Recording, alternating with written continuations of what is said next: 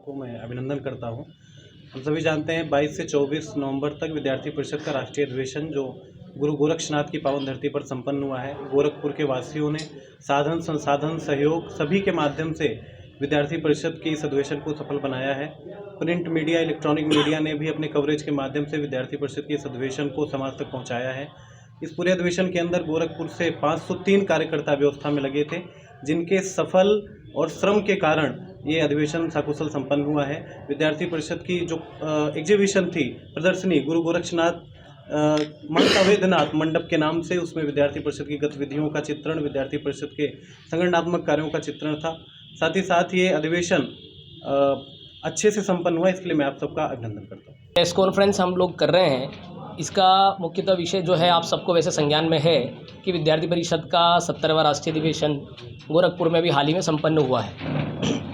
अभी हमारा जो 3 दिवसीय 70वां राष्ट्रीय अधिवेशन जो संपन्न हुआ है वो विश्वविद्यालय के अंदर यहाँ अभी हुआ है। 22 तारीख से 22, 23, 24 ऐसे 3 दिन यहाँ पूरा हुआ है। तो 22 तारीख को हमारे अधिवेशन का उद्घाटन हुआ। उद्घाटन में हमारे जो मुख्य अतिथि रहे श्रीधर वेम्बू जी भी रहे हैं। तो वैसे जो विद्यार्थी परिषद वर्ष भर कार्य करती है, उस पूरे वर्ष भर कार्य का जो लेखा जोखा होता है, कार्यक्रम होते हैं, हमारे जो मेंबरशिप होती है, ऐसा पूरा जो हमारे साल भर का जो काम है वो विद्यार्थियों के बीच में हमारे निवर्तमान जो अभी महामंत्री श्री याज्ञवल्क्य शुक्ल जी, उन्होंने उस जो 22 तारीख के दिन वो रखा, उसमें जो इस वर्ष की हमारी जो सदस्यता है वो 55,12,470 सदस्यता इस बार हमारी हुई है देश भर के अंदर। इतने सदस्य विद्यार्थी परिषद के इस वर्ष बने हैं।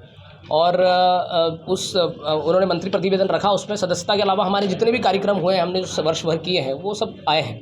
उसके बाद हमारा जो पहले दिन में उद्घाटन हुआ, उद्घाटन में श्रीधर वेम्बू जी हैं।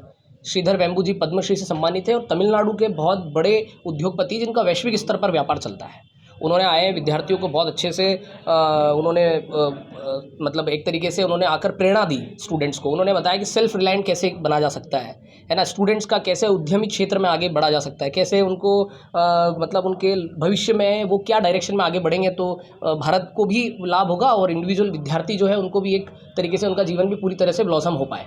ऐसा उनका बहुत अच्छा भाषण भी रहा। सब विद्यार्थी उससे बहुत ज़्यादा खुश हुए, बहुत अच्छी सीख लेके गए।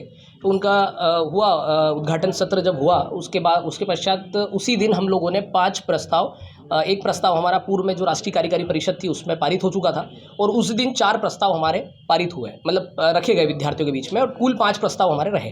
तो उसमें जैसे प्रस्तावों में भी हमने बहुत हमारी एक प्रक्रिया होती है कि प्रस्ताव किन विषयों पे लाना और जो विषय लाएंगे वो कितना रिलेवेंट और कितना स्टूडेंट से कनेक्ट है। ऐसे हम सब लोगों ने बैठकें करके, हमारे प्रस्ताव समिति ने बैठक करके ऐसे निकाले कुछ प्रस्ताव।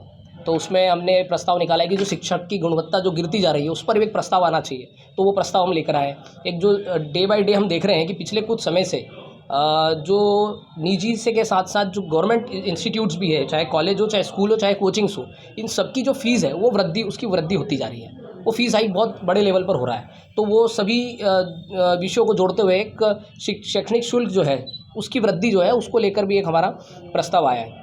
और तीसरा जो हमने अभी देखा है कोरोना के बाद से जो कैंपसों में भी देखा, समाज में भी हम लोग देख रहे हैं कि जो मिलावट होती जा रही है खाद्य पदार्थों में, उसको लेकर भी हम प्रस्ताव लाए कि खाद्य पदार्थों में जो मिलावट है कहीं ना कहीं वो ह्यूमन हेल्थ को बहुत ज़्यादा डैमेज कर रही है, और आज की जनरेशन तो ठीक है, वो आने वाली जनरेशन्स को भी ख़राब कर रही है। कई ऐसी बीमारियां हैं जो आज के समय में जो बढ़ रही है, जिसका रेट हम देख रहे हैं कि कई रिपोर्ट्स में बहुत हाई आ रहा है, उसका कारण कहीं ना कहीं देखते हैं तो यही लाइफस्टाइल डिसऑर्डर्स हैं। और उसी के अंदर सबसे प्राइमरी अगर देखा जाए तो खाद्य पदार्थ का विषय आता है कि खाद्य पदार्थ के जैसे इंसेक्टिसाइड्स, पेस्टिसाइड्स का उपयोग होते जा रहा है। तो ये सब चीज़ों, और वही चीज़ हम खा रहे हैं, पैक्ड फूड खा रहे हैं। कॉलेजों में पैक्ड फूड, फास्ट फूड मिल रहा है, पैकेजिंग वाला फूड मिल रहा है, एयरपोर्ट, रेलवे स्टेशन, हर जगह वही मिल रहा है। और विद्यार्थी और युवा देश का मेनली जो है वो उसी चीज़ का सेवन कर रहा है। तो उसका जो नेगेटिव प्रभाव है वो समाज में आने वाले समय में ना रहे, उसके लिए ऐसा प्रस्ताव हमने पारित किया, उस पर हम काम भी करने वाले हैं।